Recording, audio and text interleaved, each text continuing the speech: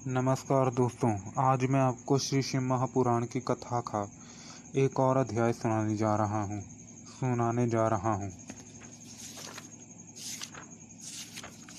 श्री गणेशाय नमः। श्री शिव महापुराण।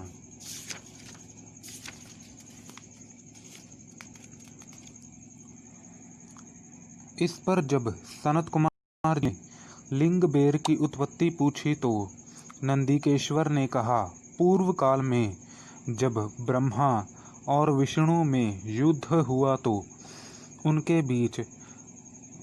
बीच में निष्कल शिवजी ने स्तंभ रूप में प्रकट होकर विश्व संरक्षण किया था और तभी से महादेव जी का निष्कल लिंग और बेर स्वरूप जगत में प्रचलित हुए। इस प्रकार श्री शिव महापुराण विद्येश्वर विश्वेश्वर संहिता का 5वां अध्याय समाप्त।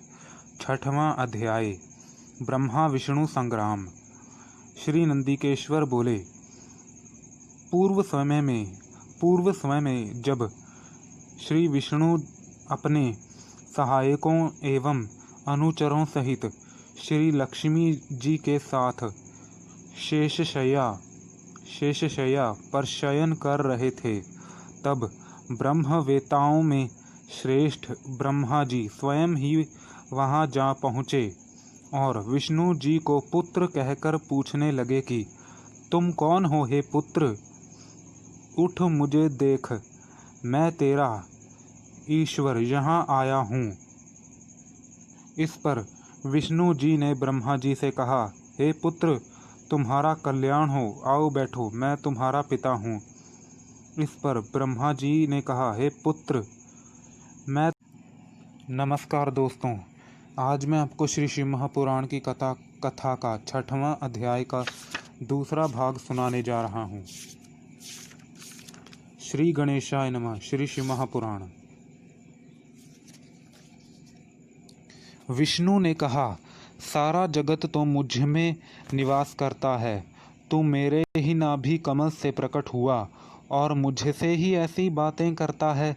जब इस प्रकार उन दोनों महानुभावों में विवाद होने लगा, तब वह दोनों अपने को प्रभु कहते कहते एक दूसरे का वध करने पर उघत हो गए और युद्ध छिड़ गया। हंस और गरुड़ पर बैठे दोनों अमर ईश्वर परस्पर युद्ध करने लगे। उनके वाहन भी लड़ने लगे।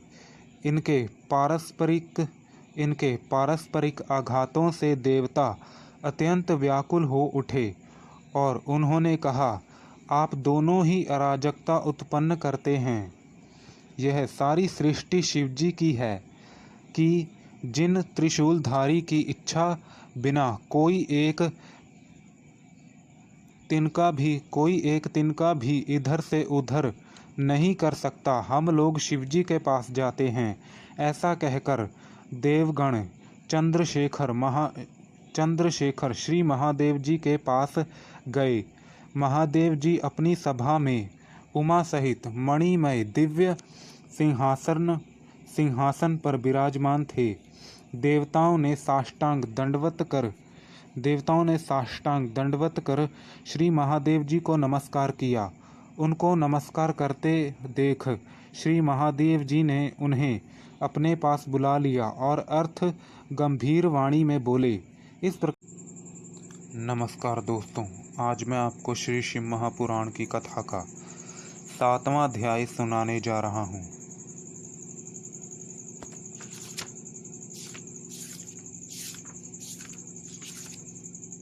श्री गणेशाय नमः। श्री शिव महापुराण।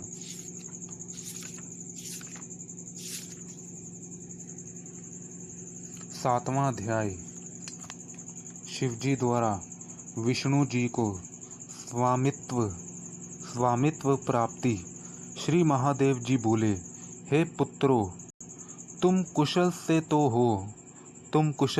हो, कहो, हमारे शासन में सर्वत्र शांति तो है ना? मैंने सुना है कि ब्रह्मा और विष्णु परस्पर युद्ध कर रहे हैं और तुम लोग बड़े दुखी हो। अच्छा, तो मैं अपने कुछ गणों को तो मैं अपने कुछ गणों को वहाँ भेजता हूँ, तुम लोग चिंता न करो। यह कहकर शिवजी ने अपने 100 गणों को वहाँ चलने की आज्ञा दी। साथ ही स्वयं महादेव जी भी अपने भद्र रथ पर आरूढ़ हो अपने भद्र रथ पर आरूढ़ हो परिकर बांध चलने को तैयार हुए। देवताओं सहित इंद्र भी उनके साथ हुए। वहां पहुँच शिवजी आकाश मंडल में बादलों में छिपकर ब्रह्मा विष्णु का युद्ध देखने लगे। वह इनका युद्ध शांत करने के लिए नमस्कार दोस्तों, आज मैं आपको श्री शिव पुराण की कथा का 7वां अध्याय का 3रा भाग सुनाने जा रहा हूँ। श्री गणेशाय नमः। श्री शिव महापुराण। वह इनका युद्ध शांत करने के लिए महाअग्नि के तुल्य एक स्तंभ के रूप में हो गए और दोनों के बीच में जा खड़े हुए। फिर तो उस महाअग्नि के प्रकट होने से वह शांत हो गए। अस्त्रों के शांत होने पर उस अद्भुत दृश्य को देखकर ब्रह्मा और विष्णु परस्पर कहने लगे कि यह इंद्रियातीत अग्नि स्वरूप स्तंभ क्या है, हमें इसका पता लगाना चाहिए। ऐसा निश्चय कर दोनों वीर उसकी परीक्षा के लिए बहुत ही शीघ्र वहां से चले।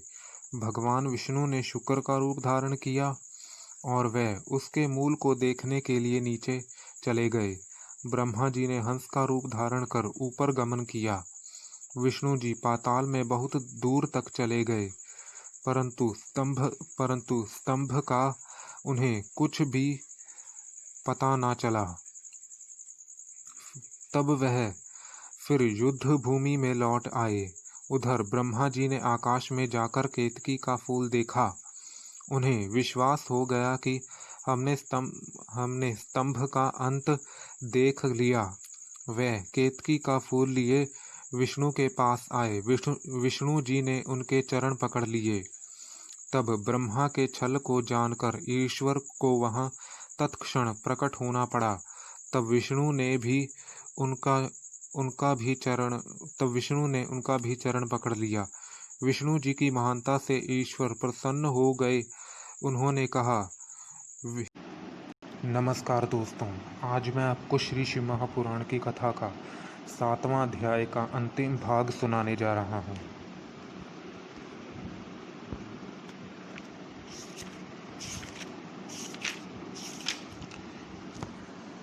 श्री शिव महापुराण। श्री गणेशाय नमः। श्री शिव महापुराण। ऐसा निश्चय कर दोनों वीर उसकी परीक्षा के लिए बहुत ही शीघ्र वहां से चले। भगवान विष्णु ने शुक्र का रूप धारण किया और वह उसके मूल को देखने के लिए नीचे चले गए। ब्रह्मा जी ने हंस का रूप धारण कर ऊपर गमन किया।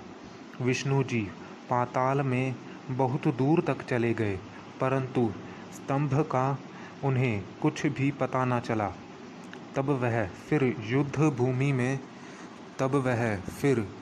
भूमि में लौट आए। उधर ब्रह्मा जी ने आकाश में जाकर केतकी का फूल देखा। उन्हें विश्वास हो गया कि हमने स्तंभ का अंत देख लिया। वह केतकी का फूल लिए विष्णु के पास आए। विष्णु जी ने उनके चरण पकड़ लिए। तब ब्रह्मा के छल को जान ईश्वर को वहां तत्क्षण प्रकट होना पड़ा। तब विष्णु ने उनका भी चरण पकड़ लिया। विष्णु जी की महानता से ईश्वर प्रसन्न हो गए। उन्होंने कहा, विष्णु तुम बड़े ही सत्यवादी हो, अतः मैं तुम्हें अपनी समानता प्रदान करता हूँ। इस प्रकार श्री शिव महापुराण विद्धेश्वर संहिता का 7वां अध्याय समाप्त। नमस्कार दोस्तों, आज मैं आपको श्री शिव महापुराण की कथा का 8वां अध्याय सुनाने जा रहा हूँ।